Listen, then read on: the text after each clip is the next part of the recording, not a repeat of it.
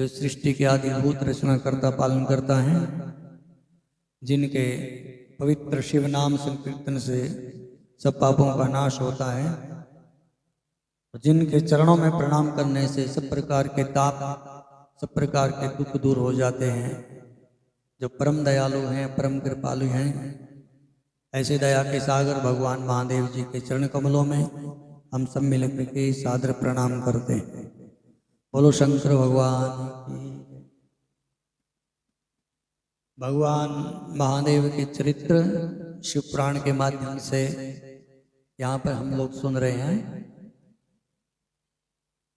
सौनक आदि 88,000 ऋषियों को यही भगवान की दिव्य कथा नैमिषारण्य में श्री सूत जी महाराज सुना रहे हैं।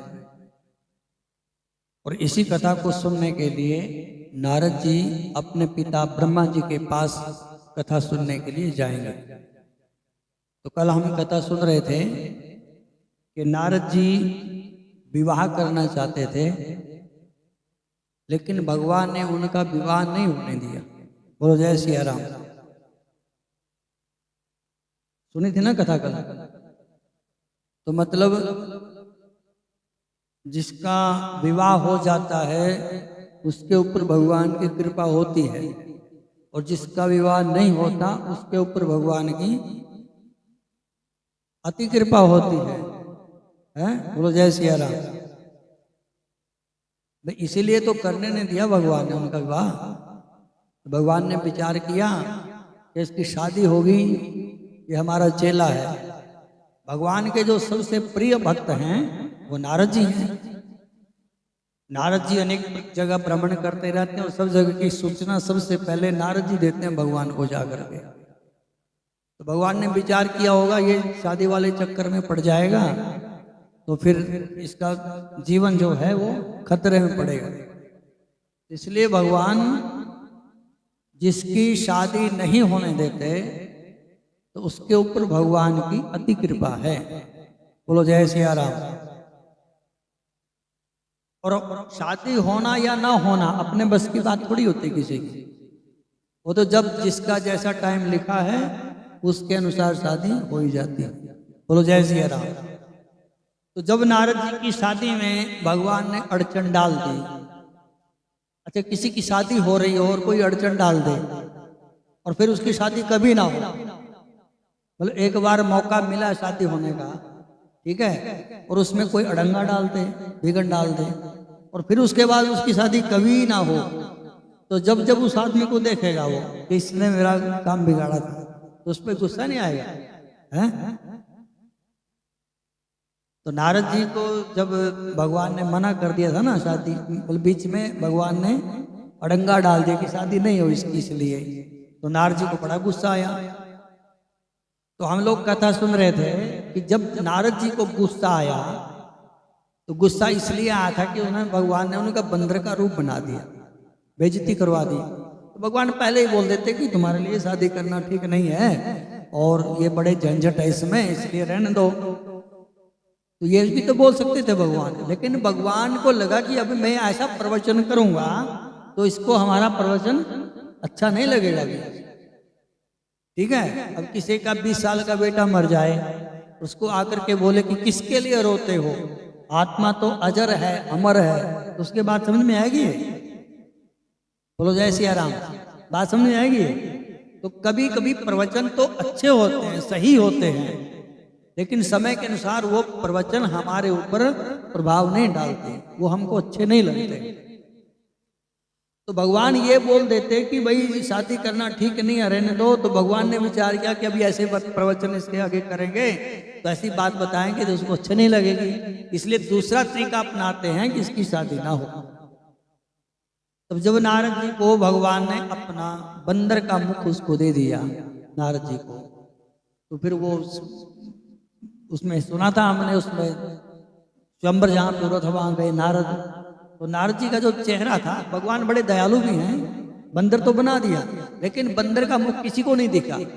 एक तो 2 भगवान के गण थे वहां पे जो ब्राह्मणों की वेशभूषा में भ्रमण कर रहे थे, हैं, अच्छा तिलक लगाया, माला वाला डाली हुई और धोती डाले थे और बड़ा सुंदर स्वरूप बना करके एक नारद जी के इधर बैठ गया, एक नारद जी के इधर बैठा था। और नारद जी को देखते थे ऊंचे ऊंचे, ये बंदर का मुख लेकर के आए हैं तो इसको तो जरूर माला डालेगी, वाह क्या बात है, कितना सुंदर है। एक तो दो गणों ने उन्होंने देखा और एक स्वयं जो नारायण भगवान की साक्षात जो लक्ष्मी है और वहां पे विश्व मोहिनी बन करके आई है, एक उसने देखा नारद जी को, बंदर का मुंह, बाकी किसी ने नहीं देखा वहां पे। मतलब भगवान ज्यादा बेइज्जती भगवान ने नहीं कराई वहां पे। तो जब उन्होंने माला ना डाली और सारी बात हुई तो उन दोनों वो तो भगवान के गण थे तो उन्होंने कहा, जब माला वाला डल गई, भगवान चले गए विश्व मोहिनी को लेकर के, तब नारद जी ने देखा, उनको बताया नारद जी को कि अपना चेहरे में मुख तो देख लो पहले, लाइन में बैठे हुआ करके। तब जब नारद जी ने अपना मुंह देखा, उसमें दर्पण में देखा या पानी में देखा, जहां भी देखा होगा, उसने अपनी शक्ल देखी और इतना भयंकर क्रोध उनको आया कि उनको ही पहले शाप दे दिया। बोलो जय सिया राम। हम लोग दूसरे को शीशा दिखाते हैं, अपने आप भी शीशा देख लेना चाहिए। बोलो जय सिया राम। नहीं समझे? दूसरे को शीशा दिखाने का मतलब है कि दूसरे की कमियां बताना।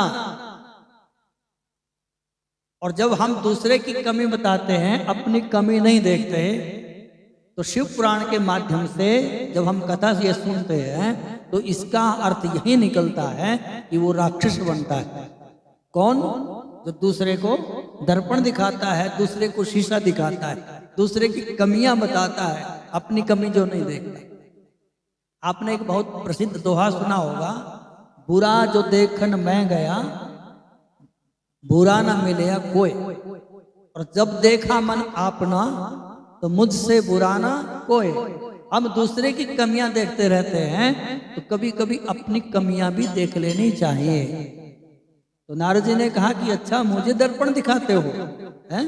तो उन दोनों को ही उसने शाप दे दिया। क्रोध आ गया, क्रोध में शाप दिया कि तुमने हमारा उपहास किया है, इसलिए तुम दोनों निशाचर हो जाओ।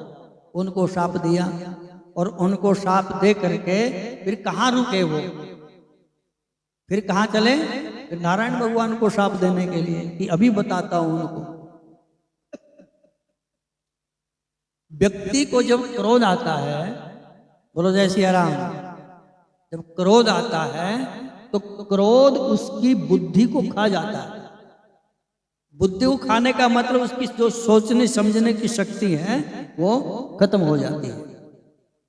गीता के अंदर जब भगवान इसका एक क्रम बताया भगवान ने कि हम किसी भी वस्तु का जब ध्यान करते हैं उसमें हमारी आसक्ति हो जाती है। जब आसक्ति होती है उसको प्राप्त करने की इच्छा होती है। जब हमारी इच्छा तो होती है लेकिन प्राप्त नहीं होती, फिर हमको क्रोध आता है। और जब क्रोध आता है तो हमारी बुद्धि में भ्रम पड़ जाता है। जब बुद्धि भ्रमित हो जाती है तो व्यक्ति का विनाश समझ लो हो गया।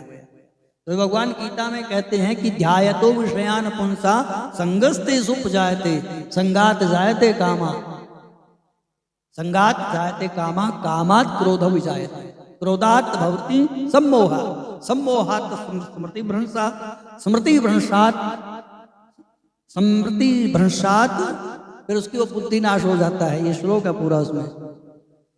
स्मृति भ्रंशात बुद्धिनाशो, बुद्धिनाशात प्रणश्यति। ये दो श्लोक भगवान बोलते हैं। ये इसलिए क्रम बताया है कि सबसे पहले हम किसी भी विषय का जब ध्यान करते हैं, बार बार सोचते हैं, तो उसमें हमारी आसक्ति हो जाती है। और जब आसक्ति हमारी होगी, भगवान कहते संगस्तेषु उपजाए, तो उसमें संग हो गया, उसमें आसक्ति होगी। और फिर संगात संजायते कामा, जब आसक्ति होती है तो उसको प्राप्त करने की इच्छा भी होती है। और प्राप्त करने की इच्छा तो होगी और वो प्राप्त नहीं हो रही है तो आदमी को फिर क्रोध आने लग जाता है। तो जब क्रोध आता है, क्रोधात भवति सम्मोहा, उसके मन में मोह उत्पन्न हो जाता है और उसकी जो बुद्धि है वो भ्रमित हो जाती है। और जब उसकी बुद्धि भ्रमित हो जाती है तो फिर उसका विनाश, ये समझ लो। जैसे मान लीजिए आपका बेटा है, और बेटे ने कहीं टेलीविजन में मोबाइल पे कोई ऐसी चीज देख ली है कि जैसे बाइक ही कोई देख ली बढ़िया सी, और वो बार बार उसको देखता, बार बार उसको देखता है, तो उसके मन में ये इच्छा हो जाती है कि मेरे पास भी होती तो ये बढ़िया होता। तो फिर वो अपने माता पिता को बोलता है कि मेरे को दिलवाओ ये। अब माता पिता की सामर्थ्य ना हो तो कहाँ दिलवाएं उसको। तो फिर जब उसको वो नहीं मिलती है तो उसको फिर गुस्सा आता है, क्रोध आएगा उसको, और जब उसको क्रोध आता है तो उसकी बुद्धि जो है वो भ्रमित हो जाती है। तो इस प्रकार से जब आदमी को क्रोध आता है तो उसकी सोचने समझने की शक्ति खत्म हो जाती है, उसको पता ही नहीं चलता कि मैं क्या बोल रहा हूँ क्या नहीं बोल रहा हूँ, क्या मुझे बोलना चाहिए। ये क्रम बताया भगवान। तो नारद जी ने उन दोनों जो गण थे भगवान के उनको शाप दे दिया कि तुमने हमारा उपवास किया क्रोध के मारे। और इतना क्रोध बढ़ गया, इतना क्रोध बढ़ गया, और नारायण भगवान को शाप देने के लिए चल पड़े। और नारायण भगवान के पास जब जा रहे तो भगवान तो अंतर्यामी है, भगवान का एक नाम है अंतर्यामी, हमारे अंदर ही रहते हैं। और जब भगवान को लगता है कि प्रकट होना है तो वो भगवान प्रकट हो जाते हैं, क्योंकि सब जगह भगवान अंदर की बात जानते हैं। तो अंदर की बात जान ली भगवान ने कि अब नारद के साथ हमारा थोड़ा गड़बड़ होने वाला है काम, तो नारद जी के साथ सामने वहीं प्रकट हो गए भगवान, जहां जा रहे थे रास्ते में वहीं भगवान प्रकट हो गए। तो भगवान ने जैसे ही भगवान प्रकट हुए तो अब देखो जो नारायण भगवान है और नारद जी, इन दोनों का चित्र बहुत बढ़िया है। नारायण भगवान के पास जब भी नारद जाते थे एकदम दंडवत प्रणाम करते थे, दंडवत प्रणाम करे और बड़े अच्छे अच्छे संबोधन बोलते थे, हे प्रभु, हे नारायण, है और हे स्वामी, ऐसे संबोधन बोलते थे। तो आज सीधे बोलते कि हे विष्णु, तुमने मेरे साथ बड़ा अन्याय किया, तुम बड़े स्वतंत्र हो गए हो। अब देखो जब आदमी की लड़ाई होती है ना तो फिर उसको पुरानी पुरानी बातें पता नहीं कहां से याद आती है? तुम ऐसे करते, तुम्हारे साथ ऐसा था, और तुम वहां जाते तो तुमने ये किया, और पता नहीं 20-20 साल की पुरानी बातें उठाने लग जाएंगे। होता है ना ऐसे लड़ाई में? क्या बात है, हानि कर रहे होता है। हाँ, पुरानी पुरानी बातें याद आने लग जाती हैं। तो वही नारद जी के अब याद आने लगी बातें सारी। अब इसका मतलब उसके मन में पहले भी क्षोभ होगा कुछ ना कुछ। अब कब सागर मंथन हुआ था? हजारों वर्ष पहले। तो वो बात बता रहे, अच्छा जब सागर मंथन हुआ उसमें से विष निकला, वो शंकर भगवान को पिला दिया, और जब उसमें से कौस्तुभ मणि निकली वो अपनी जेब में रख ली तुमने, तुम ऐसे चलिया हो। जब उसमें से अमृत निकला तो देवताओं को दिया, और जब उसमें से मदिरा निकली तो अपने राक्षसों को दे, और जब उसमें से लक्ष्मी निकली तो उसका वर्ण अपने आप कर लिया आपने। आप ऐसे हो, हैं? आप धूर्त हो, आप पता नहीं क्या क्या बोला भगवान को उसने। और परम स्वतंत्र न सिर पर कोई, तुम परम स्वतंत्र हो, जो मन में आता है वही करता है। आज तक किसी महापुरुष से तुम्हारा पाला नहीं पड़ा, अब मैं तुम्हें बताता हूं कि शाप क्या होता है। और नारायण भगवान ने शाप दे दिया कि जिस मनुष्य शरीर को धारण करके तुमने मेरे साथ छल किया है वही शरीर तुम्हें भी धारण करना पड़ेगा, अर्थात तुम्हें भी मानव की योनि में जाना पड़ेगा। और एक मेरा विवाह नहीं होने दिया, यानी स्त्री के कारण मैं जितना दुखी हूं उतना ही दुखी उसी प्रकार से आपको होना पड़ेगा जब आप जंगलों में भटकोगे। और जो मेरा आपने हरि रूप बनाया, मतलब बंदर का रूप बनाया है, ये बंदर ही तुम्हारी सहायता करेंगे। तो इस प्रकार से नाप स्नाप बोला ने, और उसके बाद भगवान ने अपनी जो माया का विस्तार था वो हटा दिया। तो जय सिया राम। ये सारा चक्कर क्या है? माया का। माया क्या होती है? जब लक्ष्मण जी राम जी से पूछते हैं कि प्रभु माया का के ऊपर प्रवचन करो, तो भगवान 2 लाइन में सब कुछ बता देते हैं कि गो गोचर जहां लग मन जाई, सो सब माया जानो भाई। जहां तक हमारी इंद्रिया मन बुद्धि जाते हैं वो सब क्या है? संसारी है, ये माया है बस। और इस माया के अंदर हम खोए हुए हैं। माया क्या होती है? माया वो होती है वास्तव में जो होता नहीं है और दिखता है बस। सच्चाई कुछ और होती है और दिखता कुछ और होता है। बोलो जय सिया राम। ये संसार है ना, ये संसार क्या है? माया है, क्योंकि संसार है नहीं, बस दिखता है। असली लगता है ना सब कुछ, असली माता, असली पिता, असली भाई बहन, मंदिर, सब कुछ असली दिखता है। तो असली है क्या ये? जब हम शास्त्र की दृष्टि से देखते हैं तो ये क्या है? ये माया है, झूठ है, कुछ नहीं। कैसे? जैसे आप स्वप्न देखते हैं, जब अपने को स्वप्न आता है ना, स्वप्न आ गया रात को, तो स्वप्न में अपने को जो हम स्वप्न देखते हैं वो सब असली तो लगता है। और तो तब पता चलता है कि स्वप्न जब नींद टूट जाती है, तो स्वप्न जब हम देखते हैं तो स्वप्न में सब कुछ अपने को असली दिखता है। मान लो स्वप्न आया और स्वप्न में भालू आ गया, हमारे ऊपर अटैक कर दिया, और स्वप्न में हम इतने डर जाते हैं, भागना भी चाहे तो भागने नहीं जाता, भागा नहीं जाता, उठना चाहे तो उठा नहीं जाता है, इतने हम डर जाते हैं, शरीर पे पसीना पसीना, और एकदम झट करके आंखें खुली तो वहां नाम भालू है, कुछ नहीं है, लेकिन पसीने से लथपथ हुए, हे राम राम ये क्या था? तो वो भालू कब तक रहेगा? जब तक नींद में रहेंगे। नींद टूटी तो भालू खत्म। उसी प्रकार से ये जो संसार है हमें असली लगता है। कैसे? कि हम मोह रूपी निद्रा में सोए हुए हैं। मोह निशा सब सोवनहारा, देखी स्वप्न अनेक प्रकार।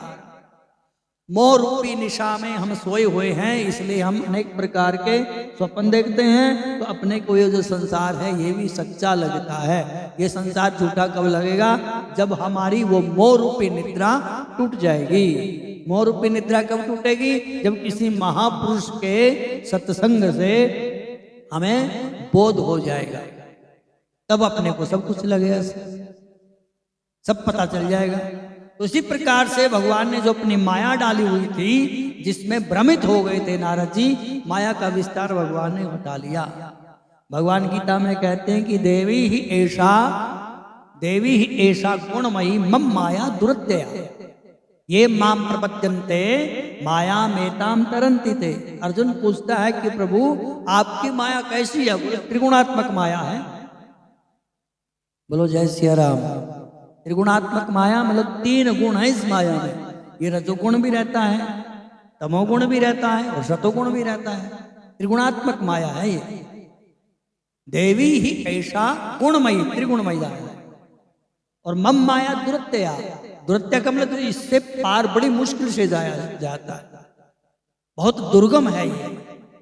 तो नारद ने पूछा कि पार कैसे जाएंगे? बोले ये माम प्रपद्यन्ते, जो मेरी शरण में आ जाता है, माया में एताम तरंती ते, वो इस माया को पार कर जाता है। जब तक भगवान की शरणागति ग्रहण नहीं करेंगे तब तक इस माया से पार नहीं जाया जा सकता।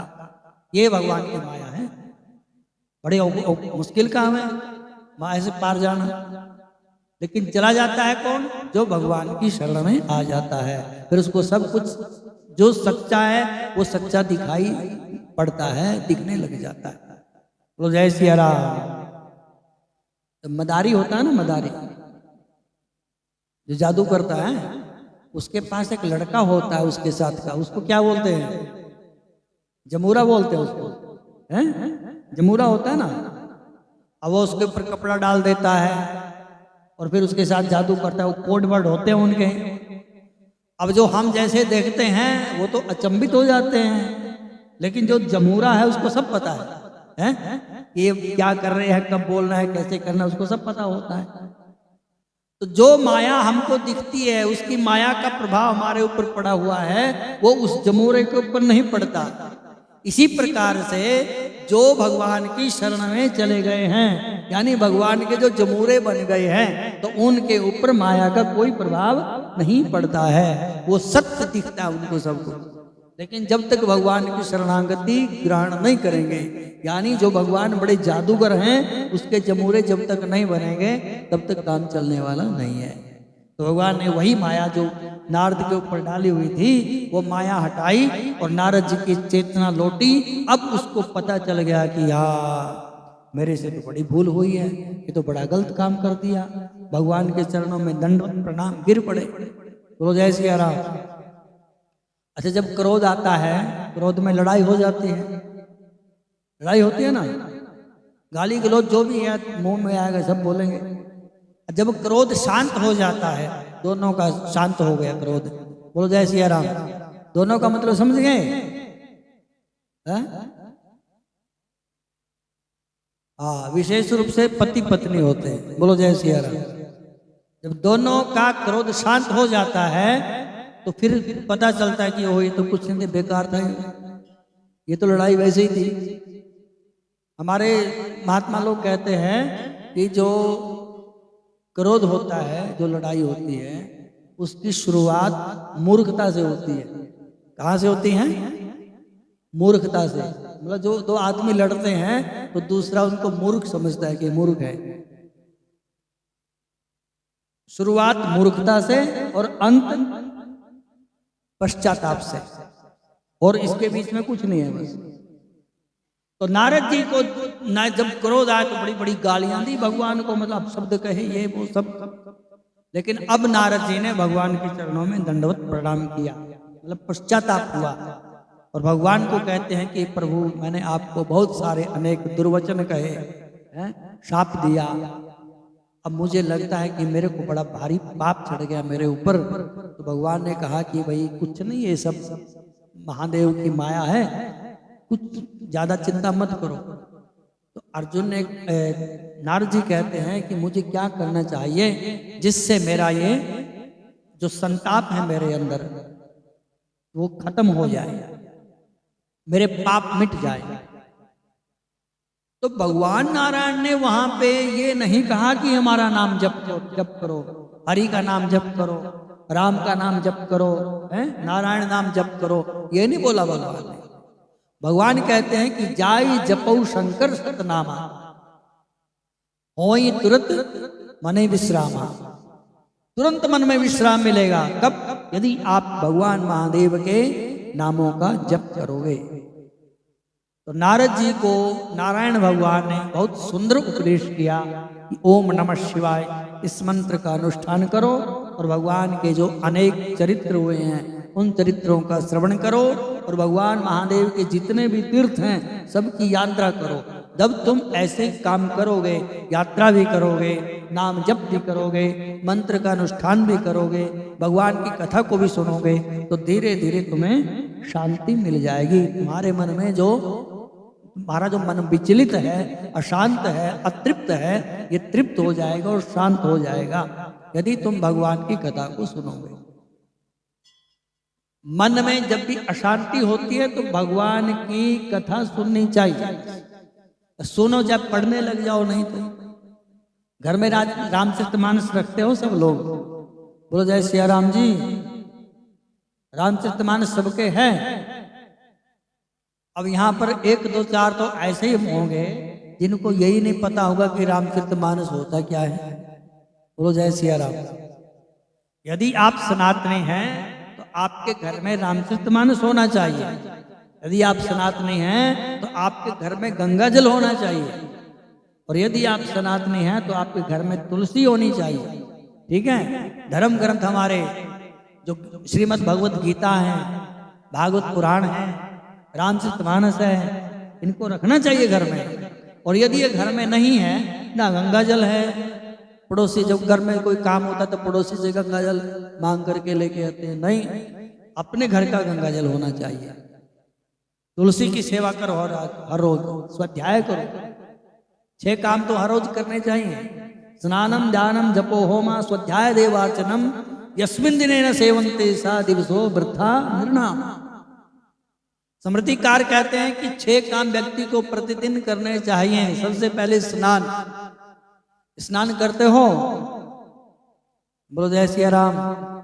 अब फिर वही बात आती है ना स्नान की, अगर आप सूर्योदय से पहले नहा लेते हैं तो आपका स्नान सिद्ध हो जाता है, और सूर्योदय के बाद नहाते हैं तो फिर तो वैसे शरीर को धोया जैसे हाथी जल में चला जाता है, बोलो जय सिया राम।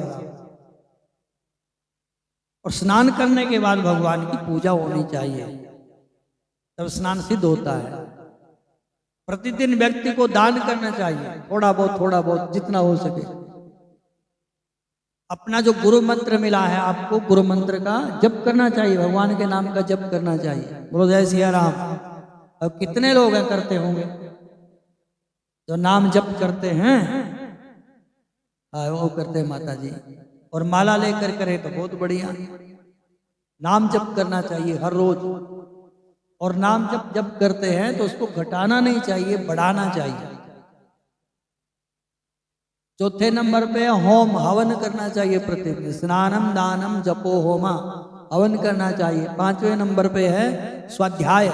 स्वाध्याय का मतलब है जो हमारे धर्म ग्रंथ हैं इनका पठन पाठन करना चाहिए।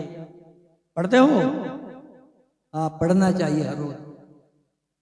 जो हमारे ग्रंथ हैं ऐसे थोड़ी लिखे महात्माओं ने, हैं? सूखे पत्ते खा खा करके, हैं? इतने बड़े कठोर तप करके, साधना करके, तब कहीं भगवान की कृपा से धर्म ग्रंथों की रचना हुई है। और हम इनके उनकी रचनाओं को यदि हम वैसे ही डाल देते हैं कबाड़ में, उनको नहीं पढ़ते हैं, तो उनको भी कष्ट होता है और ग्रंथों को भी कष्ट होता है। और छठे नंबर पे है भगवान की देवी देवताओं की पूजा करनी चाहिए। हर रोज मंदिर में जाओ, मंदिर में नहीं तो घर में जो मंदिर बना उसमें पूजा कर लो। तो ये 6 काम प्रतिदिन व्यक्ति को करना चाहिए। तो भगवान की कथा सुनने से या पढ़ने से जीव के पाप भस्म हो जाते हैं, और जो दुख है, जो संताप है, उससे शांति मिलती है। बोलो जय सिया राम। सबसे बड़ा उदाहरण है जब आप सुंदरकांड का पाठ करते हैं तो उसमें कथा आती है, जब हनुमान जी महाराज सीता को ढूंढने के लिए भ्रमण कर रहे थे तो एक पेड़ के नीचे सीता माता बैठी हुई दिखाई दी। लेकिन सीता माता सुखी नहीं थी, बड़ी दुखी थी, बहुत दुखी थी। राम राम तो कर रही थी लेकिन दुखी बहुत थी। तो हनुमान जी ने विचार किया कि माता जी बड़ी दुखी दिख रही है, और हनुमान जी को बहुत कष्ट हुआ जब अपना कोई आदमी, अपना कोई प्रिय, अपना बेटा, अपनी बेटी जब बीमार हो जाते हैं, दुखी होते हैं, तो माँ बाप को भी कष्ट होता है ना उनको देख करके। बोलो जय सिया राम। तो हनुमान जी को बड़ा कष्ट हुआ। हनुमान जी ने कहा क्या करना चाहिए, लेकिन हनुमान जी तो पक्के भक्त हैं, संत हैं, तो उन्होंने तुरंत अपना आइडिया लगाया कि जो दुख होता है उसकी एक ही औषधि है, क्या?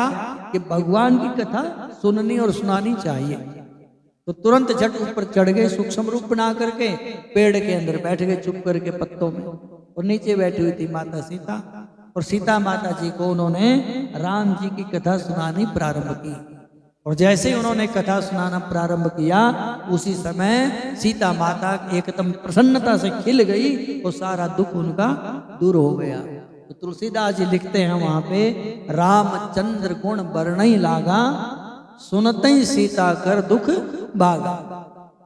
जैसे उन्होंने राम कथा प्रारंभ की और कर्णों के माध्यम से सीता जी ने उसका श्रवण किया, उनके हृदय में गई, तो उसी समय उनका सारा दुख दूर हो गया।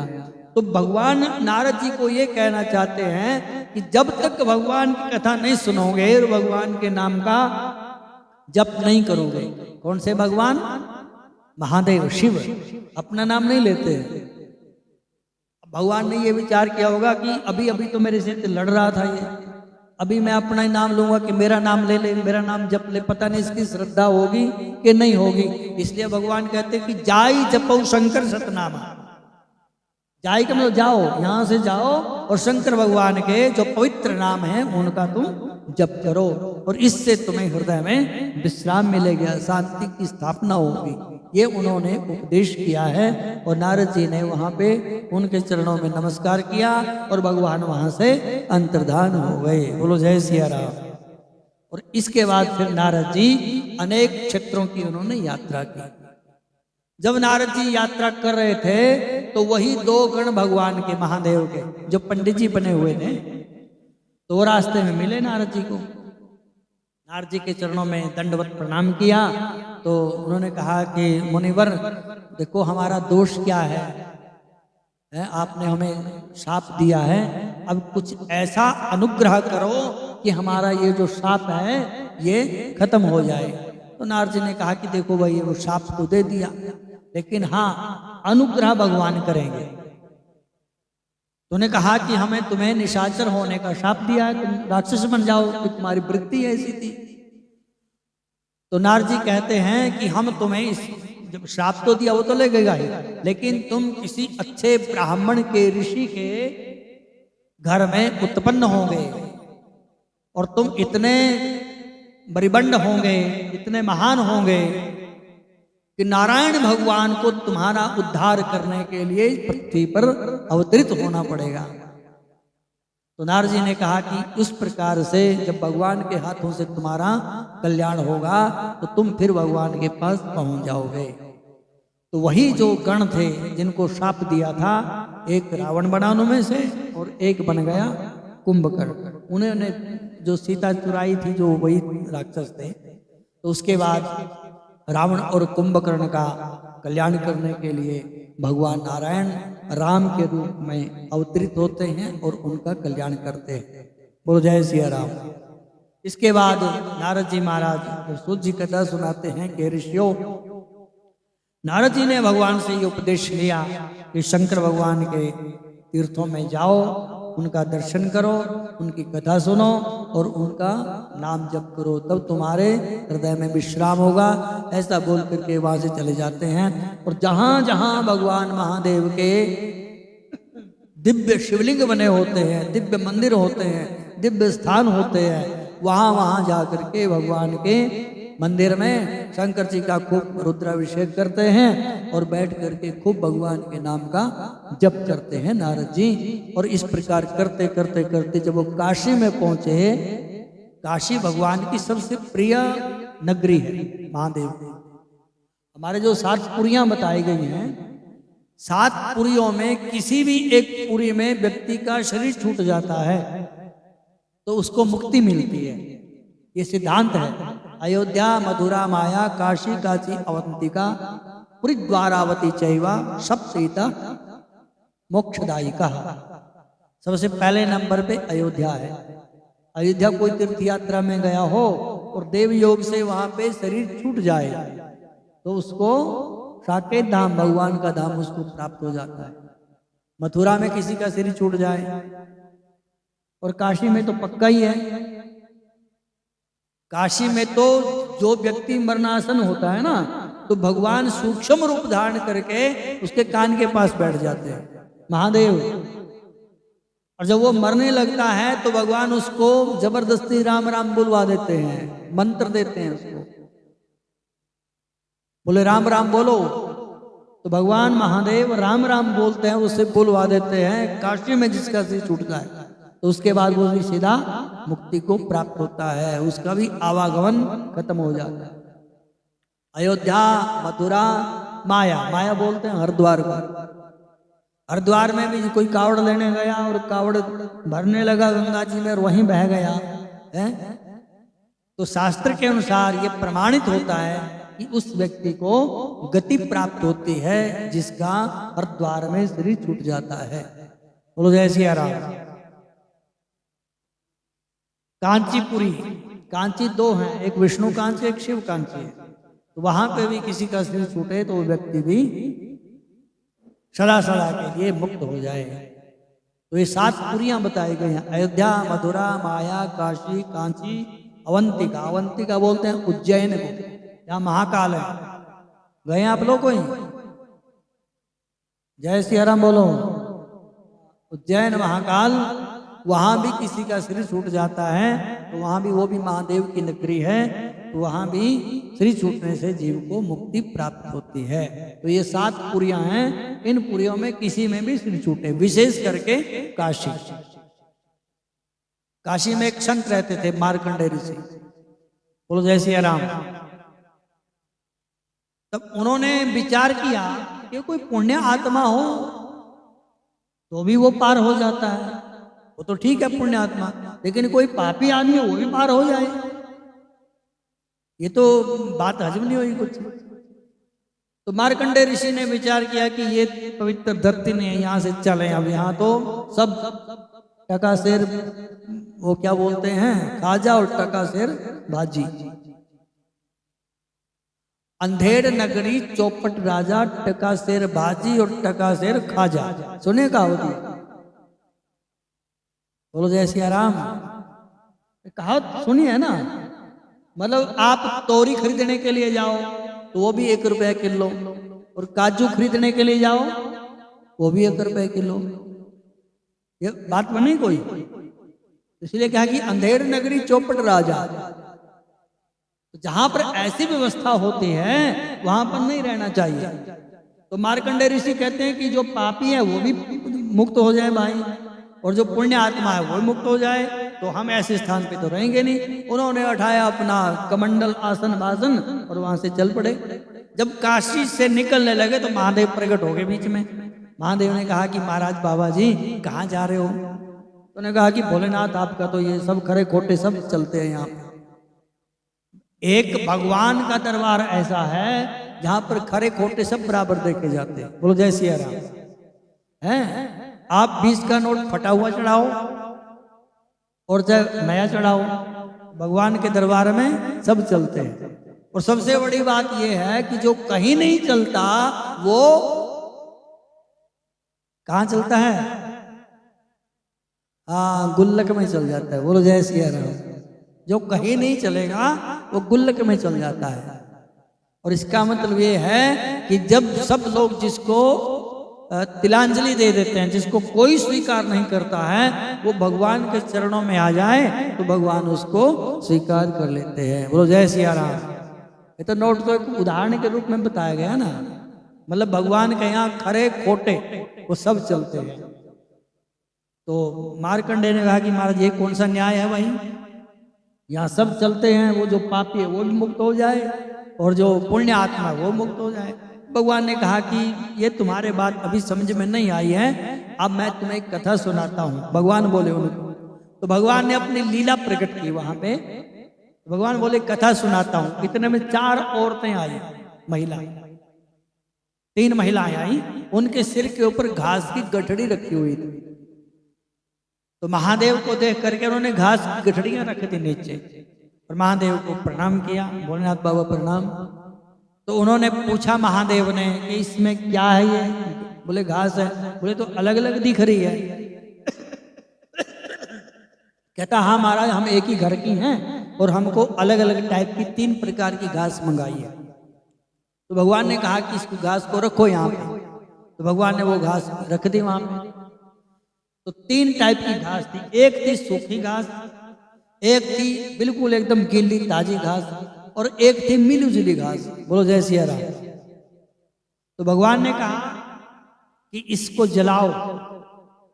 अब महादेव की आज्ञा थी, उन्होंने मान ली। तो उन्होंने जो सूखी घास थी उसको जलाना शुरू कर दिया, मतलब तिल्ली मारी उसमें, और एकदम वो बड़ कर करके सूखी घास एकदम जल गई, खत्म।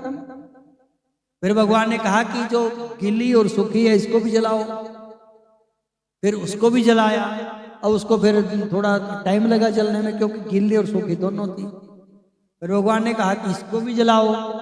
तो जो सबसे ज्यादा समय लगा है वो गीली घास में समय लगा जलाने में। बार बार बुझाएं, उल्टा करें, पलटा करें, ये तो इस प्रकार से जल तो गई तीनों। तो भगवान महादेव कहते हैं कि देखो 3 टाइप की घास थी, ये जल गई है तीनों प्रकार, लेकिन जो सूखी थी वो बहुत जल्दी जल गई है, और जो गीली और सूखी थी इसको थोड़ा टाइम लगा है, और जो सबसे ज्यादा गीली थी उसको ज्यादा टाइम लगा। तो भगवान मार्कंडेय ऋषि को बताते हैं कि सूखी घास का मतलब है कि जो पुण्य आत्मा होता है उसकी तो भाई जट मुक्ति हो जाती है एकदम। और जो थोड़ा गीला और सूखा है, मतलब जिसके कुछ पुण्यात कर्म भी होते हैं और कुछ पाप कर्म भी होते हैं, उसको इससे थोड़ा ज्यादा टाइम लग जाता है।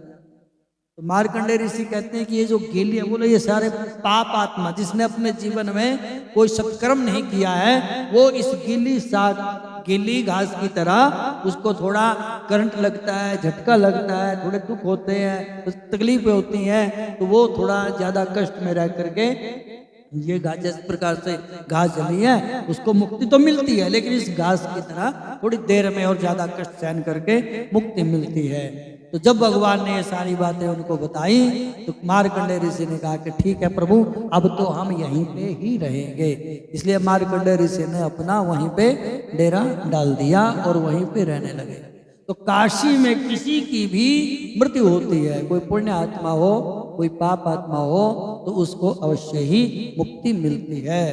तो नारद जी महाराज भ्रमण करते हुए जब काशी में पहुंचे, काशी में अनेक प्रकार के जो एक शिवलिंग तो है महादेव वहां पे मुख्य विश्वनाथ, लेकिन ये उसके अलावा और भी अन्य सैकड़ों हैं। तो वहां पर सबके उन्होंने दर्शन किए महादेव जी के, और बैठ करके भगवान महादेव के चरित्र भी सुने, और साथ में भगवान महादेव का जो पवित्र नाम है शिव, उस नाम का जप भी किया। और इस प्रकार जब उनको लगा कि अब हमें कथा विशेष रूप से सुननी चाहिए शिव महापुराण की, तो फिर वो कथा सुनने के लिए ब्रह्मलोक में अपने पिताजी के पास, यानी ब्रह्मलोक में ब्रह्मा जी से कथा सुनने के लिए पहुंचे। तो ऋषियों के प्रश्नों का उत्तर देते हुए सूत जी महाराज कहते हैं कि आपने प्रश्न किया था, आपने प्रश्न किया था शिव महापुराण की कथा सुनने के लिए, तो हमने बताया था कि नारद जी ने भी सुनी ये कथा। तो इस प्रकार यह चरित्र के माध्यम से बताया कि ऐसा संयोग बना कि नारद जी अपने पिताजी के पास कथा सुनने के लिए पहुंच गए। बोलो जय सिया राम। आगे की कथा कल सुनेंगे, कथा विश्राम।